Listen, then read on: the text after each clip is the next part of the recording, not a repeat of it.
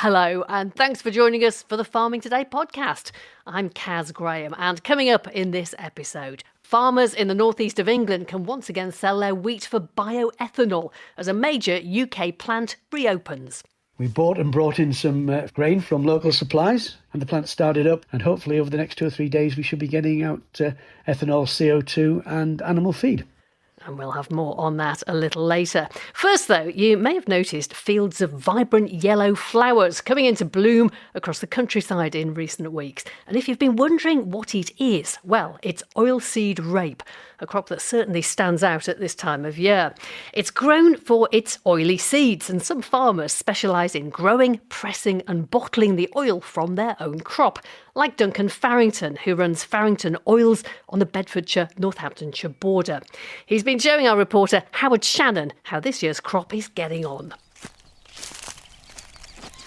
What started out as a small farm diversification to help a medium-sized family farm to generate extra income has grown beyond all measures. We're 21 years old now as a business, so we only now produce about 10% of our rapeseed needs. So we buy the rest in from other farmers around the area. But on our farm, we've got about 40 hectares of rapeseed this year. Well, Duncan and I, joined by farm manager Stuart Tabernaugh. Stuart, is rapeseed a tough crop to grow? I wouldn't say it's an easy crop to grow.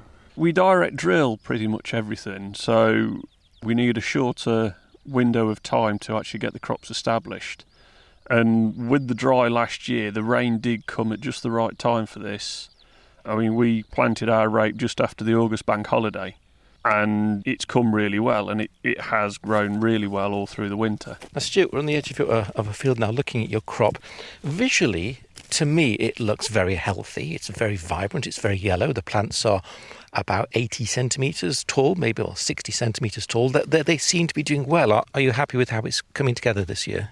Yeah, I'm very happy with how it's growing this year. I've been saying to Duncan all spring that I'm a bit of a loss because I've never actually grown rape that's looked this good this time of year because it's normally been taken out by the flea beetle or the pigeon. So I'm really, really hopeful for a good harvest. Now, Duncan, do you know how many other farmers are growing rape? How big is the market in the UK for it? Well, last year, 2024-2025, was the lowest rape crop in the UK for about 40 years. Because of, as Stuart says, the flea beetle issue was a real challenge for growers to, spend their money and effort trying to get a crop established and see it all eaten away. And then if it wasn't the flea beetle, the pigeons were eating it. So a lot of people went away from growing rapeseed. But this year, so for 2026 harvest, farmers are coming back in to growing the crop. And it's a brilliant year, as Stuart said. It's had an easy autumn, a reasonable winter, and the crops are going into the spring looking well. And from we're on the top of a hill here, and looking around, you can see other fields from our neighbours. So there are more farmers growing rapeseed. So we're coming back from that low level of the 2024 and 2025 years. That's Duncan Farrington, along with reporter Howard Shannon. Now, that crop of oilseed rape was planted back in the autumn, but we're looking into spring planting all this week on Farming Today, which is why I have been paddling in a bog just to the north of Morecambe Bay. Paludiculture is the practice of farming on wetlands like bogs or re-wetted peatlands and fens. You might think it would be hard to grow anything in a bog, but there are more than 100 different crops that do. Defra awarded grants to 12 projects to look at growing crops in lowland peat. The UK's peatlands store 3 billion tonnes of carbon, and keeping peat wet means locking it in the earth so it's not lost as CO2, contributing to global warming. The Holker Estate on the southern coast of Cumbria is one of those exploring the potential of paludiculture, and I went along to see their newest crop going into the ground. First things first, the wind speed looks all right for the operation. We may expect some military low flying in the area, but I notified the relevant authorities. That's drone operator Yuri Adam. Now, you don't usually need to check with the Civil Aviation Authority before planting out a field, but this is not a conventional field, it's not a conventional crop, and it is not a conventional planting method. We're on the low-lying peatland of the Holker Estate on a glorious morning. I'm with David Harvey, Harvey, the man behind developing the Paludiculture here. David, what are you planting in this field and why will you be using a drone to do it? So this morning we're planting a crop called Typha latifolia, which is bulrush ultimately. We are using a drone because, as you'll notice and see from the field, it is flooded. We are up to our ankles in water, aren't we, Yeah. actually, and mud. Yeah, so you wouldn't normally put a tractor through this field, whereas the drone obviously doesn't have the same challenges. And this is all part of your Paludiculture project. Tell me about it. What are you doing here? Yeah, so initially we went out to research the viability of growing Paludiculture crops. We championed them down to 6. We have taken Typha forward and would like to plant that as a trial crop to see if we can grow that on our farm. And explain exactly what Typha is.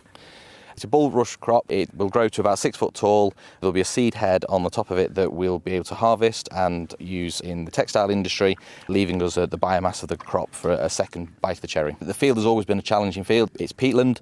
We have grown arable crops on it in the past. The estate is looking to see if there's a better use for the field. Well, we are waiting for Yuri to get his drone set up so that he can start the planting process. The drone has been brought along by Austin Shepherd from Ponder. And Ponder is a company that creates textiles from fibres that come from regenerative farming practices, things like Paludiculture. And this crop is going to come to you when it's finished, these huge bulrushes, yeah? Absolutely, yeah. We take the seed heads and we turn it into insulation for garments in the fashion industry. What kinds of things? All sorts. The gilet I'm wearing today through to more experimental pieces that will end up on the catwalk. Everything, really. And here we are, we're standing in 6 inches of water. How on earth do you harvest this crop? Well, that's been a challenge for us, but thankfully with working with various partners, we've developed something we call the Frog, as a low-impact harvester with a 4-metre header on it that's got less ground pressure than a human foot, raises up 1.5 metres and only takes the seed head in a very uninvasive way. So it's ready to go, guys. Wow, this drone, it's probably about 3 foot off the ground. It's got 4 big kind of like helicopter blades, so it spans an area of about 6-8 foot, something like that. And it's got a white plastic hopper underneath, and that will be where the seed pellets will drop out. Quite an impressive drone, isn't it? It's an incredible sight, yeah. I'm with Lord Cavendish, who owns this estate. How long have your family been farming here? 400 years or something like that. The estate has never been bought or sold, so it's rather hard to know since the Reformation. 400 years to the very newest technology going out today. Some of the plant is growing naturally just over there. Did you see that? Yeah, that's because this is boggy. It would naturally grow here. And also I think we probably can control the water table up to a bit if there was a drought, because all this land is protected by sluices from the incoming tide. Because we're practically on Morecambe Bay here. Yeah, we are, yeah. Okay, ladies and gentlemen, we are going to proceed with our operation.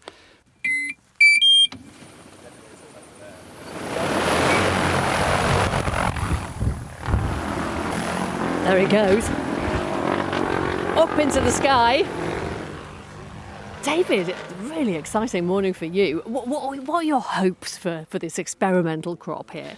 Yeah, well, we're hoping that it establishes really well, we get a really good crop growing, and then hopefully we can grow more of it. Do you think other people might be tempted to give it a go round here on this sort of boggy ground near the estuary? Absolutely, yeah. We ran a workshop, we invited some local farmers. There was a lot of interest, there was a lot of good discussion held, and a lot of people interested in potentially taking it forward. We're hoping people can learn from our mistakes with the trial crop, and we're hoping to show that it is a viable crop that can be grown. And are you hoping you might get a free anorak out of it? Very much so, yes. David Harvey on the Holker Estate in South Cumbria. Farmers in the northeast of England have welcomed the reopening of the UK's only carbon dioxide production plant after 6 months of inactivity. It was mothballed last year after the US trade deal made it unprofitable. But the war in the Middle East has led to government concerns about CO2 shortages, and they've awarded a £100 million grant to the Ensus bioethanol factory at Redcar to restart production. Now, bioethanol is made with surplus grain and other crops from farmers. It's used as a green additive negative in petrol, and its byproducts include animal feed protein and C02, which is used for stunning pigs in abattoirs, packaging salads and making fizzy drinks. The recommissioning of the plant could mean the return of a significant market for wheat that doesn't make the grade for human consumption. But the National Farmers Union are concerned that the £100 million investment from government is not conditional on Ensus using British wheat. I asked Grant Pearson, chairman of Ensus, where the grain for their plant comes from. The plant uses feed grain, so this is not grain that can be used for making bread or cakes. It's grains that are grown for feeding to animals primarily. The vast majority of grain is UK wheat, and over the times the plant's been operating, most of it's come from about 50 miles around the plant. And is it all UK crop that you use, or do you import some of it? No, the majority is UK crops and UK wheat. We do bring in some maize, and when we first started the plant up, we actually we ran primarily on UK wheat, but we had some challenges in terms of running 100% on wheat.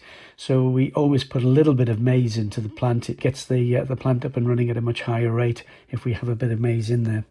We have occasionally ran on larger maize volumes if there's been a particularly poor UK harvest.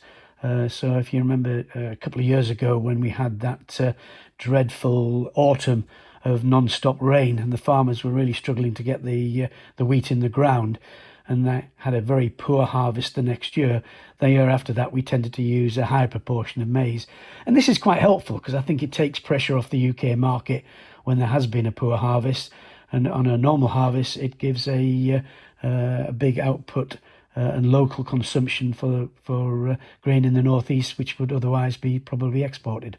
I know the NFU has been saying that the £100 million support from the government should be tied to you guaranteeing that the wheat that you use, the grain you use, will be produced in the UK. I mean, what do you say to that?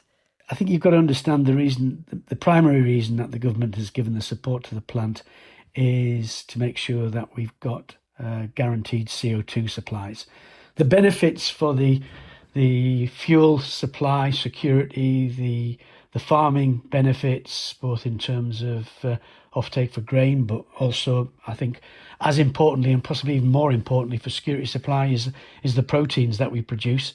You know, the UK imports around about 2 million tonnes of proteins, and we're very, very susceptible to breakdown in global supply chains there. I think that's very much secondary from the government's perspective. Therefore, I don't see that they'd make that link. I do think from my side, however, we're very keen to support the local farmers, and we do our best to make sure we take a fair amount, if not a majority of our grains from local supplies. The government statement announcing the support, it says in it, they're taking steps to diversify the UK's long-term CO2 supply and also to reduce future reliance on imports. I mean, reading between the lines, does that look like longer-term support for you? Are you and the farmers that supply you back in business, do you think? From my side, I'm very keen to make sure this plant stays in production. I think it's important for the staff. We've had 10 months of uncertainty for the staff here. The vast majority have stayed with us. A lot of them have been with us since the plant was a start-up nearly 20 years ago. You know, this is really a welcome relief for them. Their jobs were very much in question for the last 10 months. And so we're very keen to make sure we try to keep it back online. And hopefully CO2 will play a part of that. But nothing's guaranteed at this stage. But we're going to work and prove that we add real value. That's Grant Pearson, chairman of Ensus. And that's it from us for this morning. I'm Kaz Graham. The producer is Beatrice Fenton, and Farming Today is a BBC Audio Bristol production.